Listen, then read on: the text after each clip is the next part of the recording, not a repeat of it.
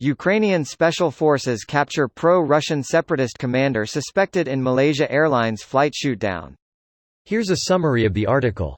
Ukrainian Special Operations Forces reportedly went behind enemy lines to arrest a former commander of pro-Russian separatists who is suspected of being involved in the shootdown of Malaysia Airlines Flight 17. Ukrainian forces captured Vladimir Simic June 27 at his apartment in Snezhny, a city in the self-proclaimed Donetsk People's Republic in eastern Ukraine. Simic, 58, is believed to have been the commander of a Russian-backed air defense unit when MH17 was shot down on July 17, 2014. The shootdown of MH17 was one of the most dramatic flashpoints of the conflict between Ukrainian forces and Russian-backed rebels in the eastern provinces of Donetsk and Luhansk, jointly referred to as the Donbass region. Dutch investigators filed charges in June against Igor Girkin, Sergei Dubinsky, Oleg Palatov, who they say all have connections to Russian intelligence, and Leonid Karchenko, a Ukrainian they say is the commander of a Russian-backed unit in Donetsk. The suspects are believed to be in Russian or eastern Ukrainian territory, effectively putting them out of the reach of Western law enforcement. Ukrainian and Russian-backed rebel forces have been fighting since 2014. This post received a score of 14,554, with an upvote ratio of 97%. Here are the top comments in response to this article. My biggest takeaway from this is the fact that Ukrainian Special Forces was able to go behind enemy lines, snatch the guy and extract him. It's a long way from 2014. It sounds like Putin's green men aren't being sent out in full force anymore. The military stalemate doesn't help his propaganda any longer, so they're lower on the totem pole. They're probably in Syria now. Or Venezuela. Or already on the way to Iran. Or Georgia. Which one? They'll attack our strategic reserve of boiled peanuts. No. Didn't your voting machines prove extremely easy to hack? Greater than if found guilty, he will face 8 to 15 years in prison.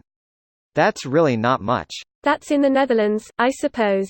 After that he can serve some time in Malaysia, then Australia, then Indonesia, then the UK.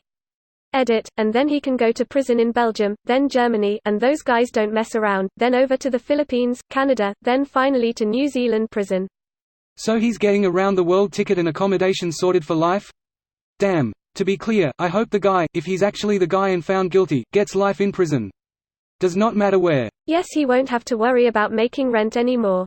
Out of all the many things he'll have to worry about, capital punishment not least, rent isn't one of them. In many countries this arrangement can be arranged easily, within minutes. Send him to the Netherlands to face trial for the murder of 193 Dutchmen. Totally. Never thought the victims could ever hope to see justice, but here we are. Fuckers gotta hang for that. It's the Netherlands, so his prison standard of living is probably going to be higher than what he has back home. Just because a prison is humane doesn't mean it's not justice. I wish more people understood this. We as a society need to come out of our biblical and barbaric views of I hope he gets stabbed, beaten, raped in jail, etc. Jail shouldn't be about punishment. It should be about rehabilitation. Also, imprisonment itself is the punishment. Having humane conditions and a plan for rehabilitation doesn't change the fact that you're locked up and unable to leave at will. People often don't seem to realize how long 10 years actually are. Shit, well this is about to get very interesting. I honestly don't know whether I should expect the US president to side with the prosecution or with Russia's inevitable propaganda response.